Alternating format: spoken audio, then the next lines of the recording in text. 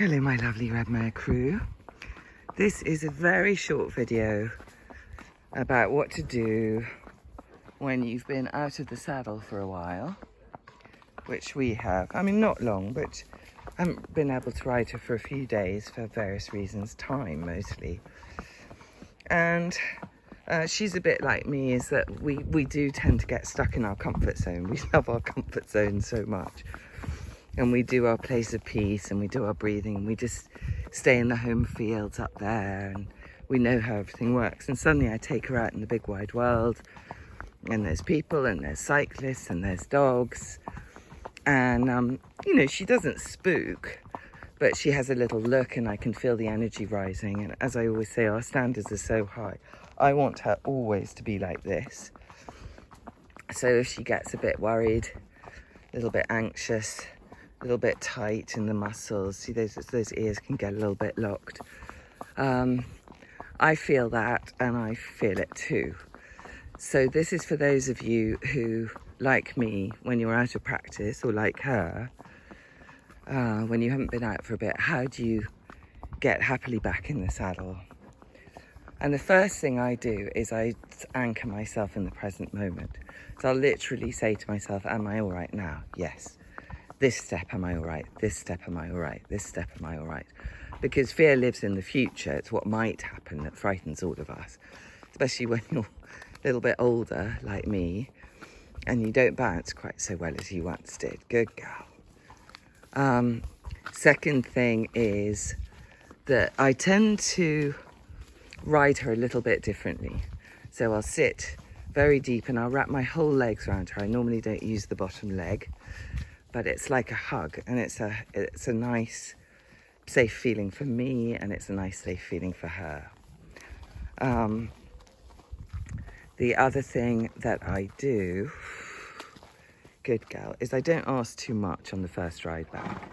So we've just been, there's lovely Freya. We've just been on the shortest ride around the block, which she knows the best.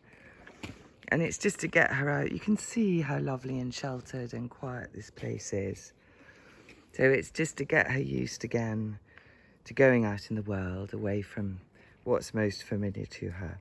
So great thing, don't ask them too many questions.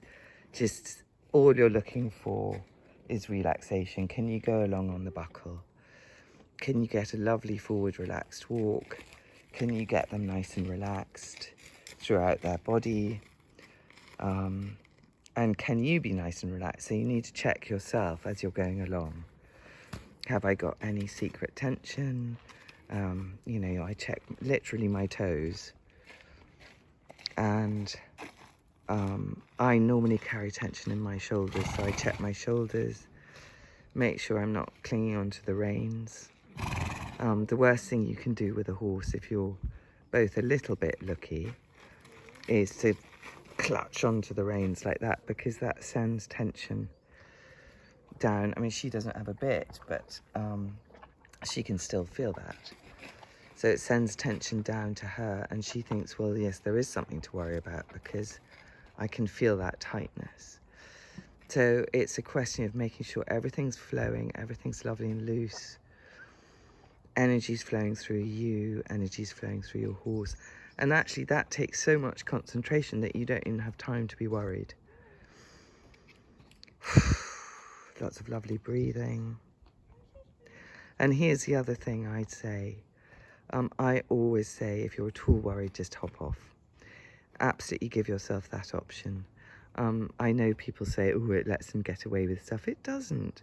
If you're just a little bit worried and out of practice, and they're a little bit out of practice, and you can feel them coming up to their threshold, the threshold of what they can deal with, just hop off and settle them on the ground. It's always easier to settle a horse on the ground. And that's your job, is to settle them. It's not to ride through and prove that you're Calamity Jane. It's to make sure your horse is happy. So give yourself that option. Yes, you see she's listening to me now. And often when you give yourself that option, you don't need it. But it's really nice to have that plan. I get all my young ones to practice their emergency dismounts because I just don't want to have that feeling, you know, when they've gone over threshold and you've got all this untrammeled energy underneath you. She was actually really good today. She was brilliant. But I had all my plan Bs and plan Cs in my saddle bag, and that's incredibly reassuring. And the more I reassure myself, the more she feels reassured. So that's just a lovely little plan for those of you who, like me, can get a little bit windy. I don't have my father's great physical courage, and I used to be really ashamed of that, but now I'm not, because I recognise there are different kinds of courage. So don't push yourself over your own threshold. Take it easy, go slowly. There's no judge. You just want to get in the groove again. And enjoy yourself. And make sure you have a lovely place of peace at the end.